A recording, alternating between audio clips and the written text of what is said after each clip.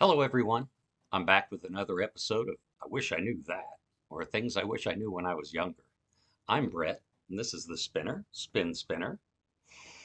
And today's topic is grab bag. So, this is going to be about ADHD, which I was diagnosed with at age 7. And I started taking the common drug called Ritalin, which is essentially an amphetamine. And this changed my life. I went from being a problem student who was disruptive in class to valedictorian of my high school. And on a side note, that first doctor who gave hyper kids amphetamines must have been totally out of any other ideas, don't you think? But my story isn't unique. Ritalin and other drugs have helped countless others suffering from the same malady as me. What I never knew was why it worked. Last week's video was about dopamine, the natural substance that your brain produces, and using that in order to get things done. In doing some research for that video, I stumbled on a fascinating study from the National Institute of Health from March 2020. They studied 50 people and asked them to choose between a series of memory tasks.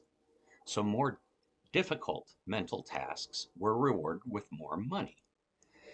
The team found those with higher dopamine levels were likely to focus on the benefits and choose the difficult tasks. With those with lower dopamine levels naturally were more sensitive to the cost or to the task difficulty. So the participants were given a medication that increased their dopamine levels just a little bit. They found that the people with naturally low dopamine began to choose more difficult mental tasks. The researchers also tracked the participants' eye movement as they reviewed the task difficulty and the amount of money that they would receive. And their gaze patterns suggested it increased how much weight people gave the benefits once they were looking at them. Dr. Michael Frank, one of the co leaders of the study, said this: people tend to think Ritalin and Adderall help me focus, and they do in some sense.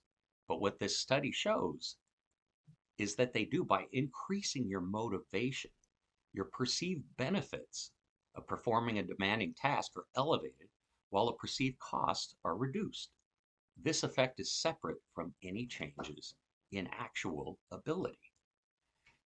You don't need to take Ritalin or Adderall to have this work on your behalf. Check out last week's video to see how simply setting a small, achievable goals can change your life. I hope you've enjoyed this episode of I Wish I Knew That. If you like the series, hit the little camp icon here on the right side to subscribe, or leave a comment, or just hit like. Thanks for watching.